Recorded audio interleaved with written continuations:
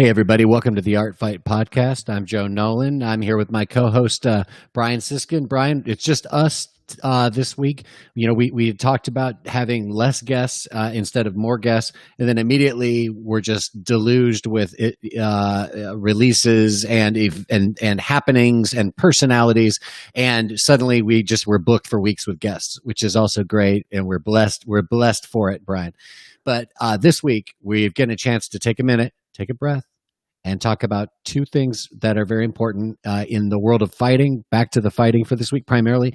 We want to talk about Israel Adesanya's almost perfect fight against Paulo Costa. And then we also want to talk about one of our colleagues in the media sphere who she's going to hang up her belt and she's going to walk away. We're not sure if it's the first time or the second time or the third time, but we know that we're going to miss her for the time being, and we wanted to talk a bit about that. But first, let's talk about fighting. Yeah. Well, I mean, geez. Or we can talk about art first. We can do art, fight, but I guess fight art feels better right now. Yeah. Hey, well, thanks for the awesome intro, Joe. And for me, it's I think also, you know, sometimes maybe we don't have quite enough time to talk about ourselves. You know what I mean? Yeah, that too. Like we should have ourselves on as a guest sometime. Joe, what do you think about this? There's I think it's like a series. I really need to go back and look at it because it's frankly, it's actually fascinating, which is this series about Garth Brooks. I can't remember what it's called, but it's on Netflix. And all I've seen is like maybe the first couple episodes that's basically just about him becoming, I think by the end of the episode that I saw, it's like swinging on a rope in a stadium, fucking, you know, Kiss. Kiss level, Yeah. you know? And it's a pretty fascinating documentary. But the thing I always found fascinating about Garth Brooks is when Garth Brooks tells you about Garth Brooks. And because of Garth Brooks talking about Garth Brooks, my brother and I came up with this whole like thing. It's almost like the tattoo codes in MMA or whatever, where you're like, this guy's more tattoos. That means that, you know, he might win this fight because the other guy has blue tattoos. And it's kind of the same thing where if you're some type of celebrity of some kind, once you get to the point where you speak about yourself in third person, then that's a stratospheric place to be, Brian. Yeah, that's the level. I mean, it seems like you almost it does. I will say though that when people are sort of superhuman, you can kind of at least place it as sort of like a mechanism or sort of a thing that they've done to sort of regular guy themselves in some way. Like I think about, I don't know, you almost have to be so ridiculous because you are kind of ridiculous, like Shaquille O'Neal or something, right? Like, it makes sense coming sometimes, I think, from people that are, you know, the mega stars or, you know, people that are just these kind of phenoms, because I mean, ultimately they are talking about this apparition that exists for everyone. It's a good point. Yeah. And somebody like David Bowie is smart enough to like take the need for that and like blend it seamlessly into his actual work life. You know, and literally psychologically, you know, make people fall in love with Ziggy Stardust, so maybe David Bowie can get a break. You know? No, exactly. I mean, I wonder how many people. It's got to be countless, right? Because all these sort of, I mean, obviously in the celebrity sphere, right, or whatever, everybody does these kind of relationships that are kind of just part of climbing their little network or ladder or whatever. It's like a, I don't know. It's an institutional weird thing, I think, in that world. I don't really know, but I guess when you think about you know, like sometimes you have to like recognize the world that you're in and ultimately the language of the world that you're in and what works and what flows. And so I think that it is like, where that bleeds in and where it doesn't to your actual life. But I wonder like how many relationships and sort of rock music or, you know, acting, whatever, Hollywood type people, how many are because one person was this megastar and then this other person just, you know, like some George Clooney type figure or whatever. And then the woman is, you know, like enticed by all this and then eventually is enduring the reality of this other like how many layers of somebody you'd have to unpack. Like if you lived with, you know, I don't know, Paul Stanley or something. Like, wouldn't it just I guess we've seen some of this on some of these ridiculous shows or whatever, right, but like you can't believe show. those. This is the most kiss heavy show we've done. Yeah. It's like, I just like to make Belgian waffles. Like, I wear a candy cane apron because I love a good candy cane apron. Yeah. Who doesn't love a candy cane apron? Yeah. Paul Stanley loves a candy cane apron. I think, I'm reminded though that Garth Brooks himself actually made a pop album under the persona of someone named Chris Gaines. So even he like literally tried that, even though it was, almost like a pop cultural like icon is at this point, because it was so crazy. and he's still such a huge star that it's like, do you remember he did this really weird thing? Yeah. I just remember being relieved that he just, I usually see that kind of thing as an indication that somebody's kind of lost it. You know what I mean? Like this whole thing has sort of collapsed them. So it's the brown dwarf period of the career. Right. So the only thing for me was just realizing like, no, actually Garth Brooks is actually still, he knows what he's doing. Like he hasn't actually lost his mind. In fact, he's, I think, toying in a high art way with a lot of people and a lot of things too sometimes. Yeah. No, he's clearly been built to last, and a lot of people didn't believe that. So I had no idea we would talk much about Garth Brooks. Fucking cowboy hats off to Garth Brooks, motherfuckers. So cheers to Garth and to Chris Gaines. We are happy to have you here with us today, fellas. Hey, I'll tell you, somebody who might need to come up with a new persona very soon, and well, he's already got one, so he'll have to come up with more. But Israel Adesanya is a global superstar who just maybe he definitely put in one of the greatest performances in UFC history. Yeah. So, I mean, I like to try to make our addressing of anything related to fights in this way sort of at least tip the hat immediately to people that are in our audience that don't really get into this stuff. You know what I mean? So I sort of want to start Thanks for waiting till now to cut this stream off. Thanks. Yeah, right. So, yeah. So, thank you. I think that as I'm seeing it right now, it's kind of like it's actually quite funny in a way. It seems almost bad to make this comparison in sort of a stereotypical way or something, but I actually feel like he is on a level that is, as a person, this fighter, Israel Adesanya, I think that he is on the level of like a Fela Kuti or like a Miles Davis or somebody that is sort of coming. He's still pretty young. He's not a spring chicken, but he's 30 and he is this figure that is very, I think, in an interesting way, kind of childlike, but just and lives in sort of a reality. He's got quite an imagination, and he's very articulate.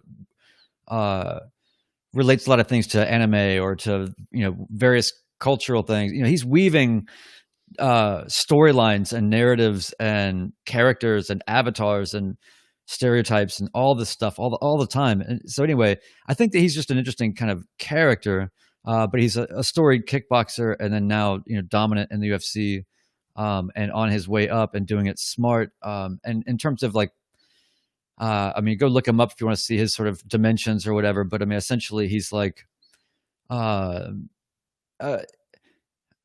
before I say the next thing, it's sort of like, how certain people's like their bodies are made for certain things, or like a dancer in a particular style that is serving a particular role. A certain body type will sort of carry the day more relative to the gestural things they're trying to accomplish, or I don't know, like sometimes just things seem to work and kind of fit. I feel like he's got like these sort of video game sort of perfect stature and build and skill and response and quickness and accuracy. Like he's just this kind of video game like character, which he kind of lives in that world too, so he represents to me something that's strange in the sense that it's like this fantastical sort of thing meeting a kind of this Anderson Silva new reality. It's like an AI enhanced Anderson and Silva. The thing I'm most the sort of afterglow of the whole thing for me is, I mean, I should also admit too that I was perfectly willing to think that Costa, who is an incredibly hard puncher and has fucking knocked a lot of people out, Yeah. I was perfectly willing to believe that that could happen. For people who don't follow all this ridiculousness, Israel Adesanya recently appeared on the cover of a video game, and it's been sort of a notorious curse that the fighters that appear on the video game end up losing their next fight. So there was that. It was hanging in the air. I mean, to the degree that any of this is important ever, but there's superstitions around fights, and that was a superstition that was happening around this fight. It wouldn't be the first time that we saw a really skilled guy get taken out by somebody with aggression and power. And that was the beauty of this fight, really, was it was sort of like the classic martial arts matchup. Not quite. I want to give Paulo Costa his day. I mean, I think he's a black belt in jiu-jitsu, and he's obviously a talented striker. So he's 100% accomplished martial artist, of course. But Israel, especially on the feet, is potentially an exceptional striker, perhaps one of the great strikers of the sport ever. That kind of thing is where we're looking at with Israel Adesanya. So this really turned into a thing of, can somebody with fucking insane level technical skill take on somebody who has some technical skill but is really gifted with all the other stuff? You know what I mean? Like, does technique really live up to what everybody says it does in the martial arts world? And Israel Adesanya fucking literally hammered that one home and said definitively, yes, it makes all the difference. And I mean, it was really a thing of, to a large degree, it was really just a thing about, distance control and footwork. I mean, Jack Slack is a commentator that I really like, a guy out of Britain, and he was the one, I think, who commented that for him the problem was that Costa got frustrated and basically, like, his spirit was broken by the fact that basically no matter what he tried, he couldn't hit Adesanya, and at the same time Adesanya was hitting him.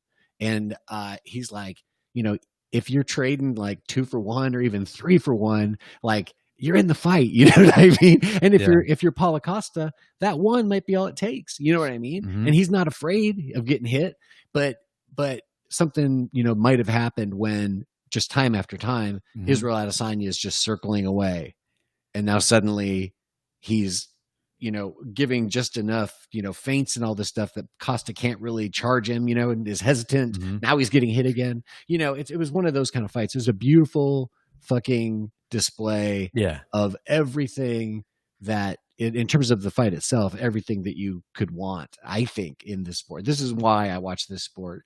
This makes the next terrible 50 fights I'm going to watch well worth it. Yeah. Well, I mean, that's back to sort of looping in the, as the people in the MMA bubble call it, like sort of casuals or whatever. But people that are just not wasting so much of their time with the sport, they should know that we're sorry for every time we've asked you to watch a fight, because, like, no, this is going to be amazing. You're going to see, whatever it was, John Jones fighting, whoever, and you're going to see something really special. Sometimes, that would happen, but a lot of times it would just not really register to people. Like, still, I mean, I get it, but like, they're not, unless Jones was doing something wild, right.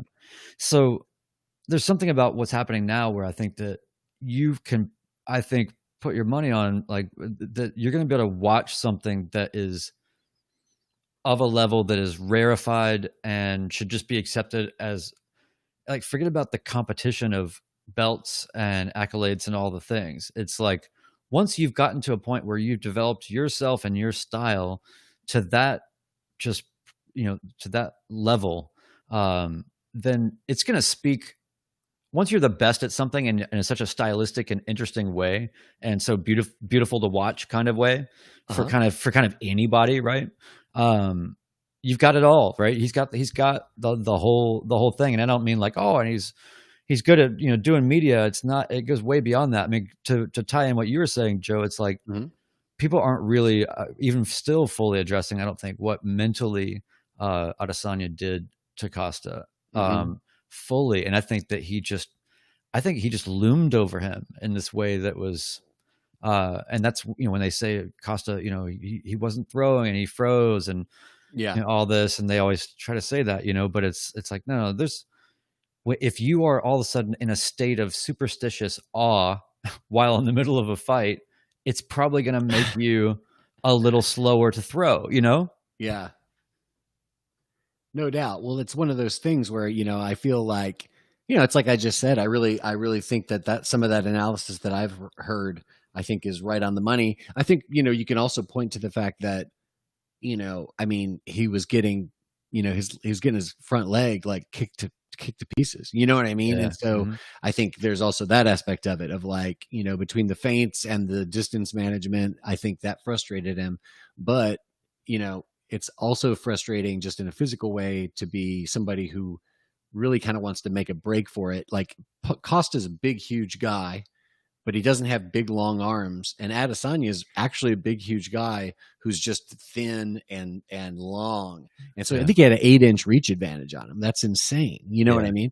So, and not to mention the fact that Izzy has long legs too, and he likes to kick your legs like I'm talking about. So Costa has to get past that into a space where he can actually knock Izzy out. You know what I mean? So the way we've seen him do that really has just been by blitzing people in the first round. Well, that's the thing. Yeah. Like, why aren't they, but it's always, you get, if you're a Costa fan or whatever person, whoever that is, I don't know what, I mean, you get what I'm saying. It's like, you're just, it's kind of like when you're watching your basketball team and they just won't take the ball to the basket. Like they keep shooting threes, they keep shooting fadeaways. And it's like, no, you're in this game. Like you have to take it to them. Yeah. And it's a strange thing where that, especially when you're up against such a tactician, you want to like just make everything helter skelter, I would think. And if that's already kind of your thing, then that is, right, unapologetically, wildly, like this is your opportunity to go after it and do that. And nobody can say like, well, you lost your mind and that, you were overzealous and that's what, nobody's going to be able to say that. So, cause it's like, you did the thing that was the smartest thing to do. And that was some wild shit, man. And you might have gotten away with it. Right. I mean, Israel has shown himself to be very tough too, by the way. So he's gotten hit hard and he's been fine. So just because he got hit really hard, and he got hit hard by Paulo Costa. Paulo Costa landed like something on him. Didn't he at one point, like at the beginning, didn't he land a punch on him on his head? I think he might have. But anyway, regardless, I mean, he's fucking fought Yoel Romero. The guy's been hit. So I feel like, it's not necessarily a guarantee that Costa would knock him out, but I think any reasonable person would say he absolutely could knock him out. You know what I mean? I think people were a bit surprised by the fact that Israel was able to finish Costa. But I don't, man, when you see them side by side, they're both huge dudes, really. I mean, at the end of the day, even though they're built differently, and I mean, it looked to me like Israel like caught him like it was like a right that missed and then an uppercut that like caught him like the temple or like behind the ear, that kind of thing. And it's like that's and he's on the way down right into it, you know what I mean? And so it was like that's the kind of thing that you might just go to your knees for a second and then bam, somebody hit you 10 times before you can figure out what the fuck is happening. So it didn't seem like he necessarily lost consciousness or anything like that, which is good. That's fine. I'm happy when people don't have to lose consciousness, but he definitely, I think there's a combination there of like being disoriented, but also being, not on fire with this passion to beat this guy because of the fact that your leg has been beat to hell. You haven't been able to hit him all night. And every time you try to go forward, you're just going into the fire again. You know what I mean? So it just, I think in some ways, we've seen people doing, watch, Tyson Fury get up off the fucking mat after that punch. You know what I mean? People have done incredible things just because they're like, I'm not going to lose this fight. You know what I mean? And, you have to question a little bit of that kind of spirit. And also too, it's not even necessarily about his fighting spirit by any means, but it's everything. I mean, you're trying to have a fucking gladiatorial battle in the middle of a pandemic. You're in some island fighting at what time were they even fighting at? Like some ridiculous time. Yeah. It's like 6 a.m. or something. Yeah. It's like 6 a.m. Yeah. So it's like all the fight. I mean, like the prelim people were like, evidently they were like on these schedules where they were all like napping like 3 and 4 hours at a time because they basically were like, I'm never going to get my schedule adjusted to this. You know what I mean? And Yeah. it was just Yeah. easier to just kind of keep working and stay rested. You know what I mean? But I mean, again, I mean, that's, and you're in the middle of the other side of the world. I mean, there's a million things to just throw you off for 25 minutes. You know what I mean? That's all it is. It's just 25 minutes, It's funny how I think like intense context changes like that for anything can have, I think for some people, a certain type of, it causes a certain type of response in certain people, and it causes another sort of equal and opposite response in another type of person in terms of like, people that thrive on whatever their routine and they have some sort of grip on that where like that's what keeps me sane and keeps me doing everything right. So if that's taken away, even if you're on sort of this mission to go do that, like I think that, it's kind of like if all of a sudden you're, I don't know, playing a show and if you've ever had the pleasure of playing a show where you're like, I really thought that only maybe about 100 people would be here tonight at best, and it ended up being this like insane, like people, you can kind of rise to the energy of those kind of changing 100%. circumstances, or it could be like, oh, we actually really didn't rehearse as well as we thought. Yeah. Oh fuck, there's people here. Whereas like you probably would have played equally or better. It's not about. No, it's always better. No, it's I in my experience, I feel like, when you play live, you get superpowers anyway. I'm like knocking on wood as I'm talking about this stuff, but I feel like you get there's something, just the thrill of being in front of people. I mean, frankly, it's nerve-wracking, and you can use all that nervous energy to help you think faster. It's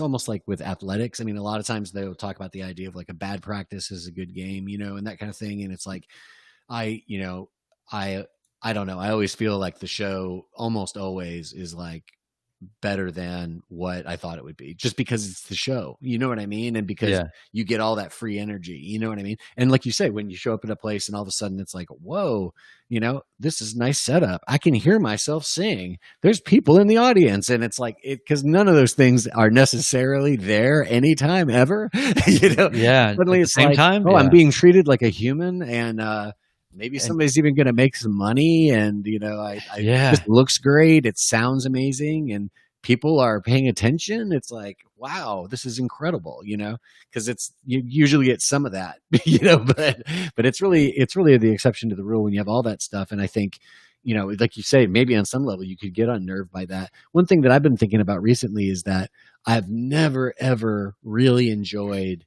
recording in like formal recording studios. I've really never enjoyed that. I've liked it better at times than others. I feel like I've done lots of good stuff in them, but so it's not like it gets in the way of the work or whatever. But man, I just always feel so much better at some kind of remote sort of setup, or at like a home studio, you know what I mean? Yeah. Or maybe at like a smaller, like professional, like boutique studio of some kind. That's actually kind of the whole point of it, is that it feels more like that. It feels more like a place you can just hang out and make music, but to me, it's like, I just feel like, that vibe when you're recording, I don't want all that formal vibe when I'm recording. I want it to just be chill. I just want it to be kind of just a very mellow scene. Yeah. Well, I mean, like, have you ever been like, there's this one studio that I went to many years ago. My first sort of experience, I think, with what you're kind of talking about, where it's like, this is too much, man. I can't. Luckily, I wasn't a musician on this, but I was sort of working with the drummer on this project, and this is back in the 90s in Seattle. But there was this Bob Lang Studios, which is off. It's in an area called Shoreline, which is, so there's like the sound, and then there's these sort of cliffs, kind of rows of houses, and it kind of What year off. Is this? This is like 96, 97. Okay. And so when you're outside, is this when you're like out there playing drums? Yeah, and was working with Michael Shreve out there at that time. But yeah, so you roll up, you're kind of almost in this neighborhood, and then all of a sudden there's this kind of blank area where there's no in the hillside where there's no houses, and then all of a sudden there's just this kind of concrete arch kind of protruding out of the earth in this hillside. And then you go up to it, and then you open it, and it's this massively thick, like concrete bunker type of door. And then you go in, and the entire place is subterranean, and it's massive. And I'm talking about like rock wall caverns, up like hit a room in there where you could put an orchestra, and this is all subterranean. And I'm talking like the most tricked out everything. Outrageous. Right? It's I mean, a bunch of bigger Seattle projects were done there. I'm sure some of the bigger, whatever, Nirvana, Soundgarden, all that stuff, some of those records were done in those. And but anyway, but when I saw that, and I was glad, I just couldn't imagine being like a songwriter. Like, I'm just a guy with a guitar telling my stories, and then sometimes I have a band, and that's awesome. Right. And then sometimes I'm doing my own thing, and that's fine. Right. But really, it's music born of men and guitar, even if it's translated out to a band ultimately. And I just couldn't imagine. That's a pretty good definition, Brian. Thanks, man. Write that down, man with guitar. Have guitar, you'll travel. But in this space that was so grandiose and sort of neo-Gothic, just madness, right? Utter madness. I'm like, I would hate to, come in and want to like strum through some songs here. Like, you better bring something to this place. You know what I mean? Like, and so sometimes those places can kind of outweigh, but I think that even I've definitely worked in studios in Nashville where I'm like, this is bad. I mean, there was a project I worked on years ago where a project that was already in progress that was having some challenges. They wanted some fresh production energy into it. So, and it was at Starstruck or one of, like Reba McEntire's like insane helicopter pad studio over on Music Row. And I went in there. I'd never been in there or worked in there. And I was just like, this is, it feels like you're in like a giant 90s RV that has faux marble and makes records. Like, it's this weird, I don't know, but it's a huge, beautiful, I mean, the microphone collections and all this, you're like, oh my God, like, this is a freaking museum of electromagnetic mystery, but also like, get me the hell out of here. And when I came into that project, the first thing I said after working there one night, I was like, we got to go somewhere else, man. And it's like the studio you could dream of, So anyway, I feel you on that. Like, it's a weird thing, and environment means everything. And so if we're trying to loop that back at all to sort of the fight scenario, those drastic changes, I mean, I think that some people are rising to that context. Cause I mean, they're getting out in Abu Dhabi in 120 degree weather or whatever it is. And it's like going to the moon, or something, or Mars or whatever. It's not just like, oh, this was a long plane ride. Right. Yeah. No, I agree. We've said it before, and I think it's sort of could become normal now, but it's important to remember that, that's how all this stuff is happening.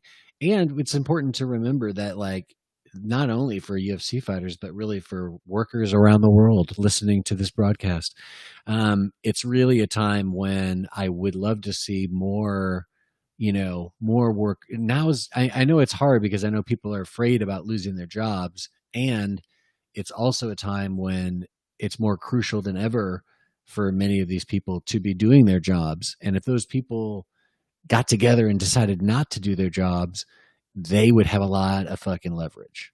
It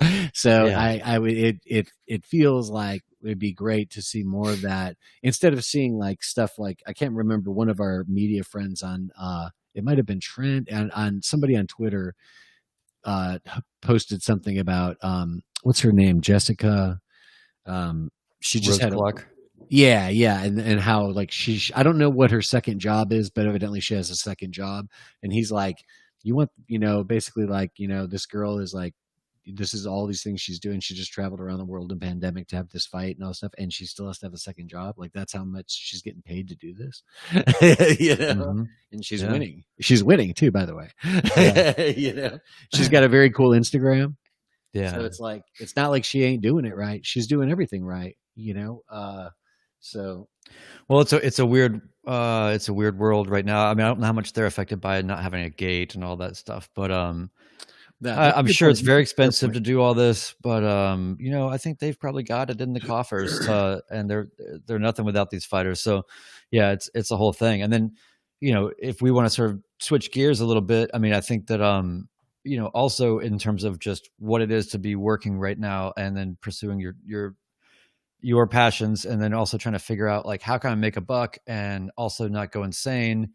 Right. People are reevaluating a lot of things about their personal lives, or how they're functioning right now. And I was kind of struck when sort of the greatest of all time mixed martial arts photographers, Esther Lin, sort of announced her walking away from MMA fighting. And great segue. A long thank you. A long career. Right at 5:30, perfect. So yeah, perfect. Right. Really seamless, baby. Dude. I gotta say, that's like one of those. Like, I see these things. I got to see this head kick in slow motion. Yeah. So anyway, I think that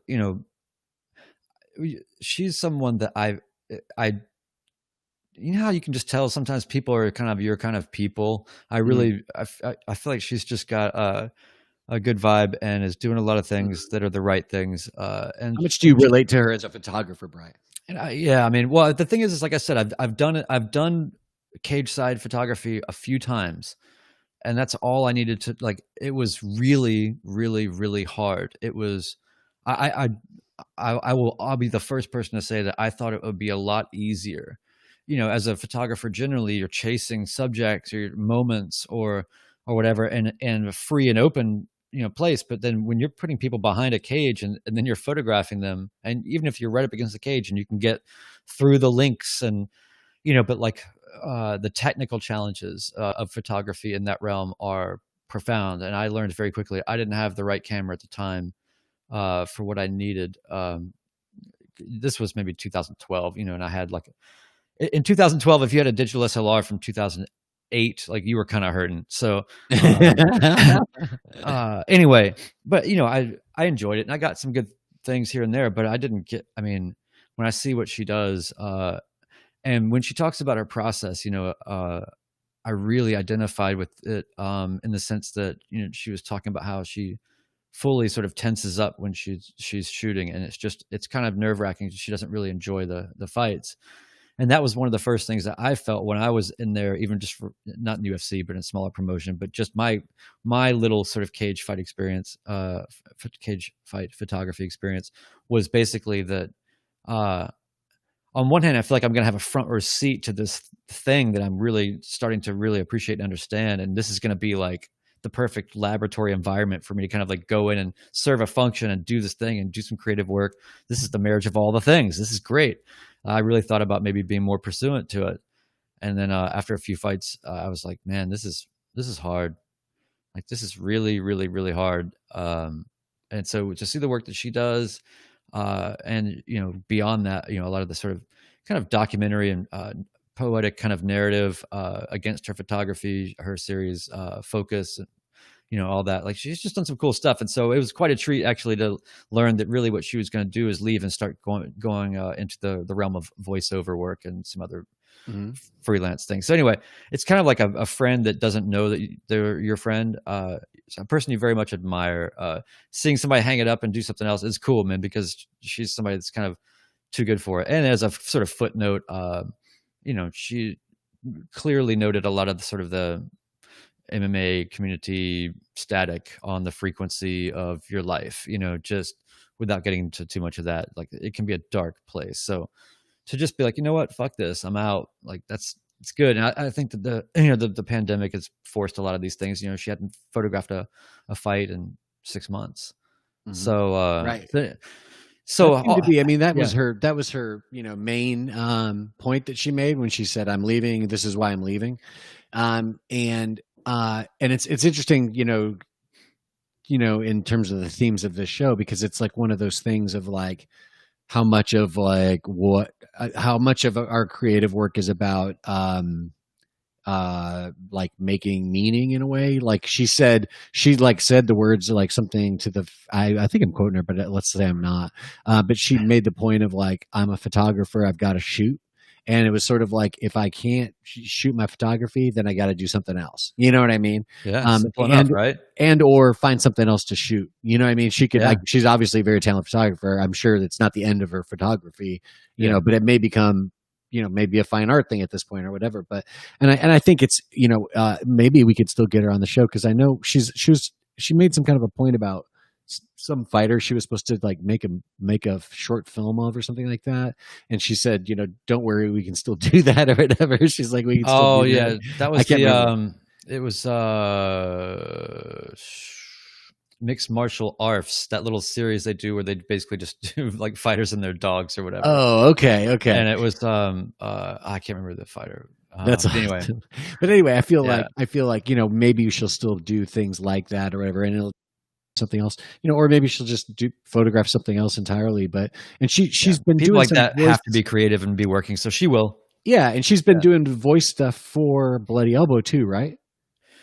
For mixedmartialarts.com, MMAFighting.com. MMA Fighting. I'm sorry. Yeah. She's all elbows on Twitter, right? on Tinkerbell. On Tinkerbell. Find me on Tinkerbell, all elbows. She's all elbows, right? That's her nickname. That's why I'm thinking of Bloody Elbow. But but she's done some like voiceover stuff for them on some of their like intros and stuff like that, right?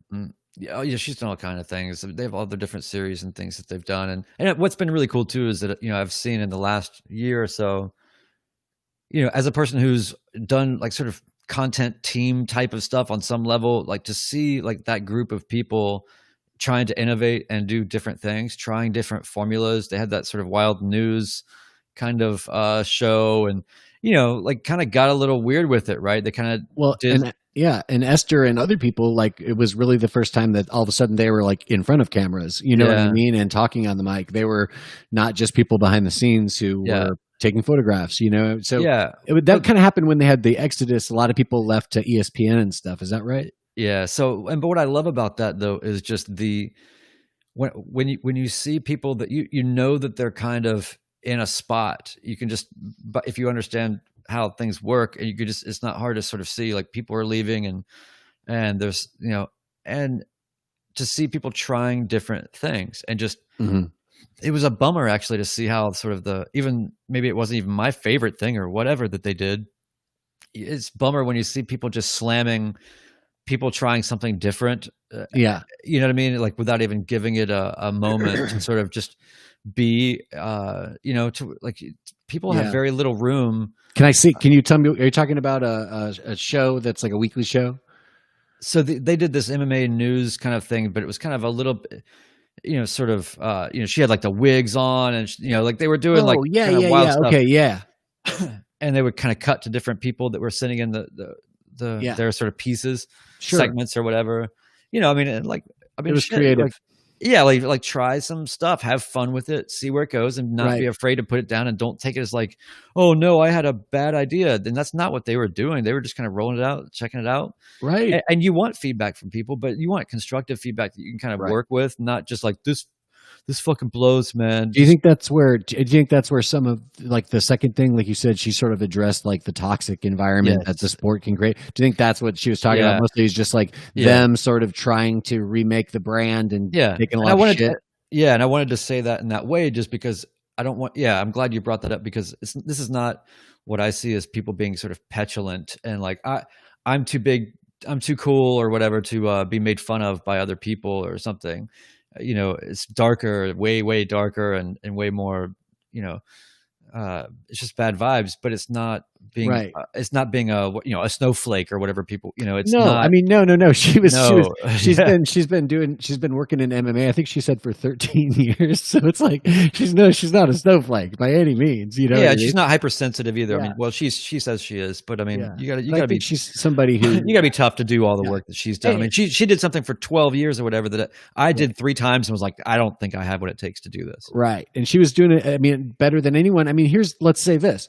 Let me say 2 things. One thing is, you know, really when we're talking about Esther, we're talking about someone who has in many ways defined the sport visually. You know what I mean? She's put a huge fucking stamp on what people see in their mind when they think about the UFC.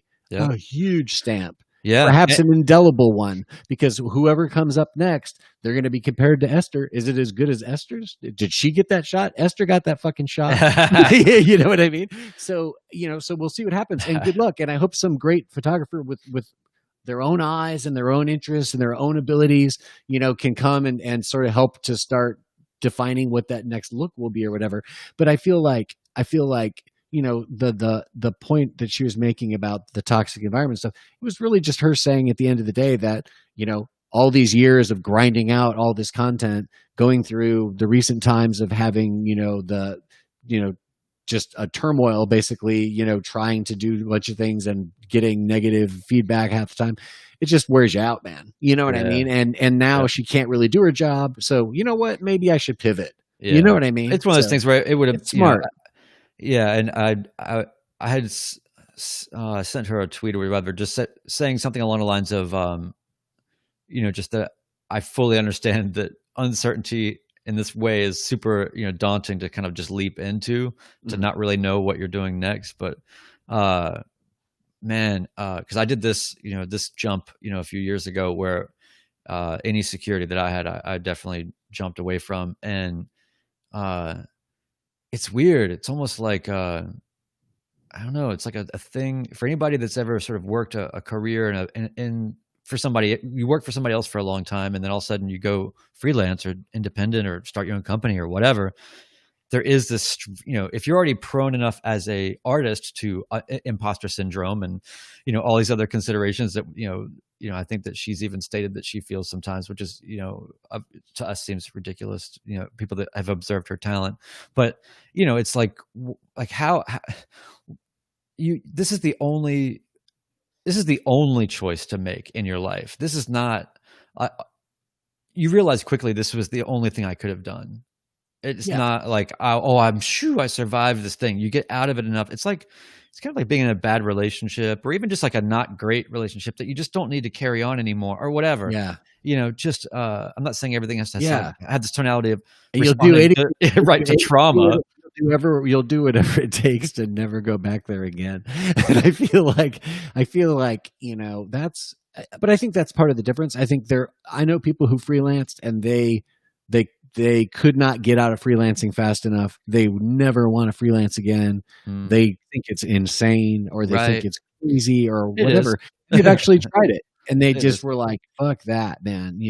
And I think that, for people like us, it's really a thing where, for me, I just sort of happened into it. I just, moved to Nashville. I got my first songwriting, publishing contract, and that ultimately any money that was generating would be a 1099. So it's like, you're making money as a self-employed songwriter. So that requires taxes and all this kind of stuff. And I learned that as a young adult, because I just suddenly that was there. And then pretty much just for the rest of my life, that part of my tax return just got bigger and bigger. But it was more complex. It was always there. And there was always a part of me that understood that, hey, you're doing this thing over here that's just yours. You know what I mean? And on some level, you can make it whatever you want. You know what I mean? And it's like, oh, okay.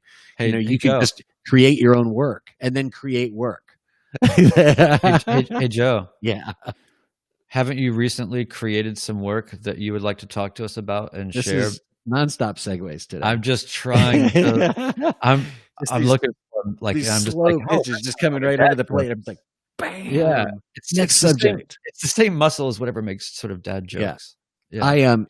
No, but that last one was really good though. That last one was like the Alvarez knockout. So yes, I do. I have some new music out, Brian. I have a new single out. It came out on the solstice, and it's called Lone Wolves Together. Lone Wolves Together. It's a song about togetherness and being alone, but being together alone. And it's now streaming at all your favorite platforms, and you can watch the video on YouTube. That's awesome. There you go. Follow me on music platforms. Stream my music. Do it.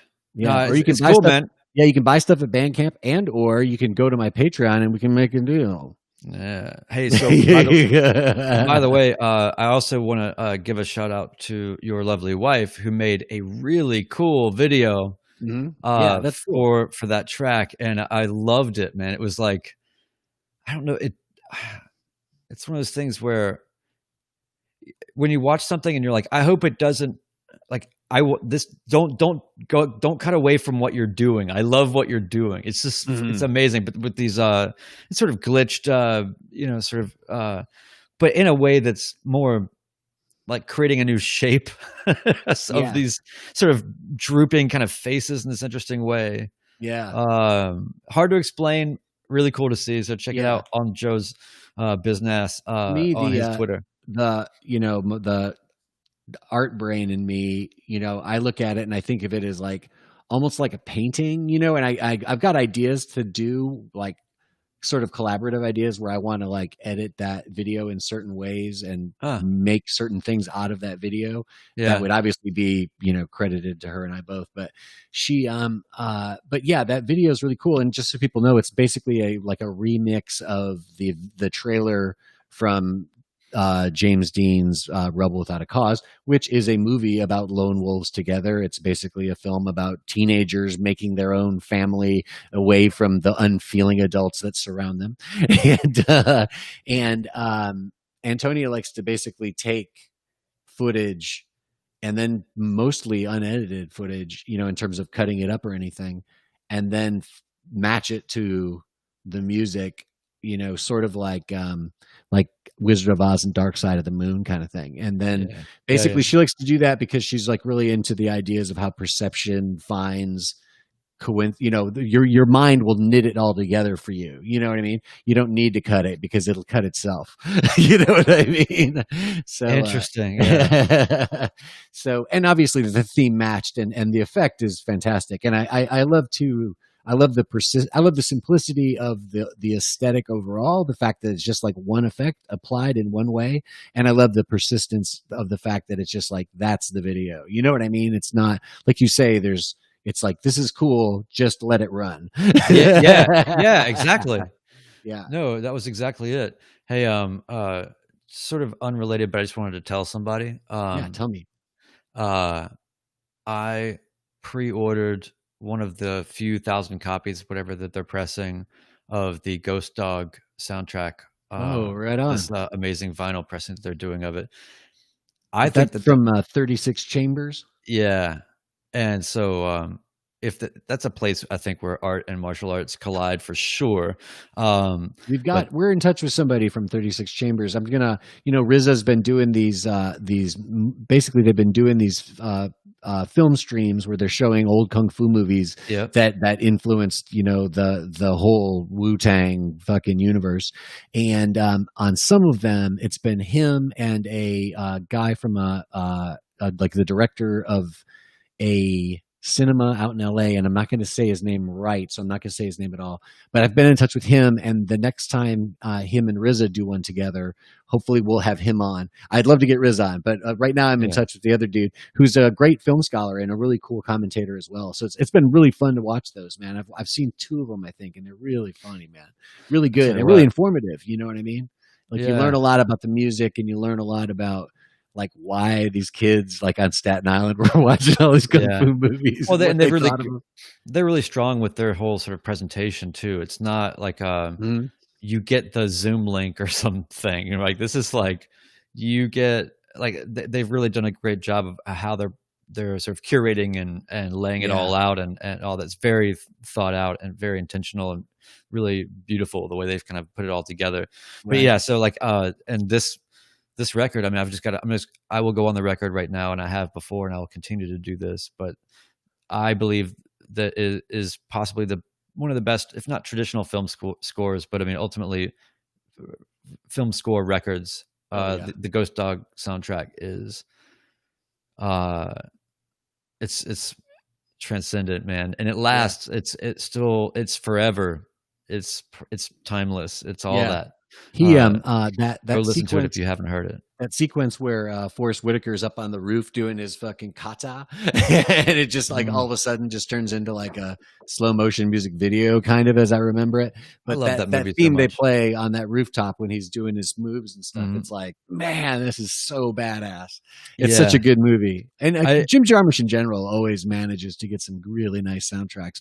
But the fact that he worked with RZA and RZA just destroyed that soundtrack, it's like it's not a surprise, and it really shows like what another good like Neil Young did a great soundtrack for Dead Man, which is a really cool yeah, bookend to Ghost Dog. Like those two movies together, all yeah. these crossing streams, it's unbelievable.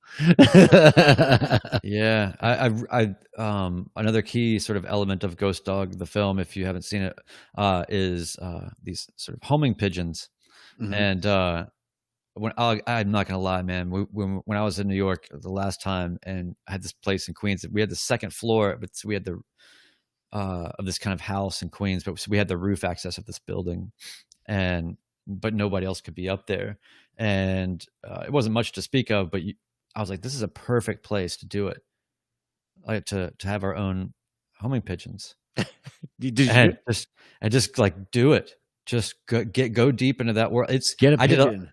I did a lot of research at the time, and it is fucking crazy, man. Like I really hasn't somebody done a documentary like who's done the definitive documentary on this whole phenomena? I mean, Like the culture of pigeon keeping in New York. all of it, right? Yeah, I mean, because it's insane from the cultural side, but also like the science and the Yeah, that's really interesting because, like, what I mean, you could probably tell some kind of wild narrative. Like, think about the pigeon, like in the story of Noah's Ark. The pigeon's been with us for a long time. I think that's a dove, actually, but we can say they're the same thing. well, anything that's in the Bible, we can kind of always modulate to suit what our narrative is at the time. And right now, Modulate that's that what we Bible. need it to be. So carry on. Yes, The pigeon book it of is. the pigeon, the saint of pigeons. There must be a saint of birds somewhere. Well, hey man, so we should probably wrap it up here pretty soon. But is there anything else that you wanted to make sure that we got to today? No, not that I can think of anything. I can't think of anything else. I worked on a cool book project this week, Brian, and if I get this book to happen, I'll let you guys know. But Ooh. there was I became aware of a call for manuscripts basically from this company that makes these really interesting chat books, and they basically started saying we would like something like this or something like that. Mm.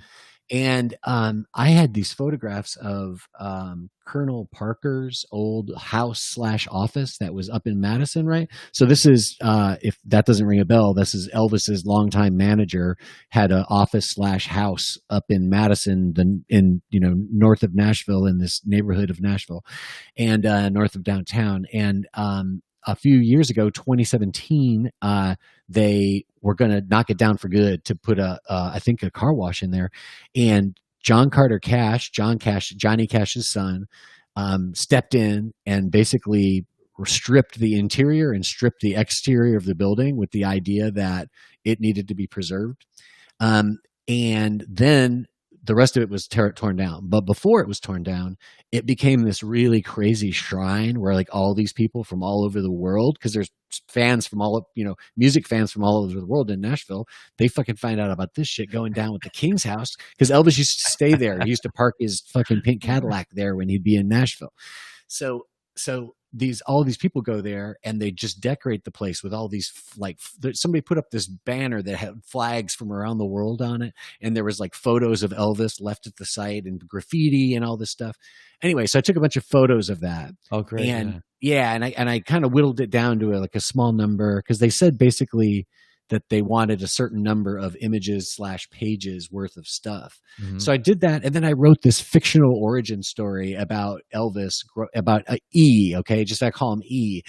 And just how he basically grew up, was born in Mississippi and then basically made it to Nashville, to do his first recording session in Nashville. Cause he has his famous beginnings at Sun, but then his first major label deal is with RCA in Nashville. So, anyway, it was a fun project, and it's kind of the reason I want to bring it up isn't just to talk about this thing that may never even fucking see the light of day, but it's really just to say that like one cool thing about this, just in regards to like these sort of processes that we're talking about, is lately there's been a couple of things I've done where I've just sort of seen, I've seen the right space for a project, and usually there's some kind of a time component, and I'm like, you know what, I'm going to go ahead and put this thing together because I know what because I've already been thinking about what could this be. I could do something, I could do this, and now it's like, well, that'd be perfect. So fucking just do it, get it done,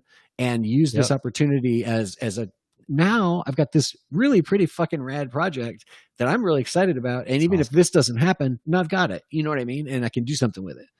Just print it myself or whatever. But anyway, but that's not the important part. The important part is, I think, sometimes it's helpful. Not so much. I mean, I don't really have, I just think it's helpful for your productivity sometimes if you can find these practical opportunities that have deadlines attached to them. And you just have to do this, that, and that song would be done. Well, then get it done, because if you've got 3 days till Friday, get it done. Yeah. Send it to that person, whatever it is. You know what I mean? Yeah. So take advantage when you have a chance to sort of finish something for a reason. Yeah. That's a good time to finish it, and you'll finish it. So even if you just finish it, and the opportunity doesn't actually blossom or whatever, you fucking have another thing that you made, and you could do something with that. You can't do something without that. Yeah. I mean, it's really just kind of being strategic and smart with your time and energy, and also valuing the power of just momentum. Because like you said, like when you're already in the bit, you've been getting through these different grants or whatever, like you've been, refining and all your like your muscles are responding really well to that right now. And so it's not that big of a deal to like add one more round. I agree. I just recently we got to the end of our tomato season a little bit soon, because we ended up with some like this spotting on the tomatoes. So it's like, do you leave them because we haven't gotten our tomato update? Yes. so we picked all the tomatoes and said, okay, tomatoes are done. It's fall now. Get the tomatoes out of there.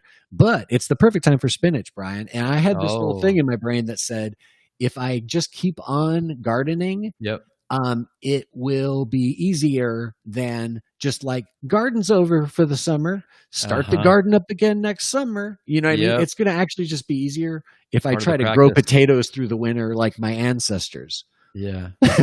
Right. Suffer Out in failure. The cold.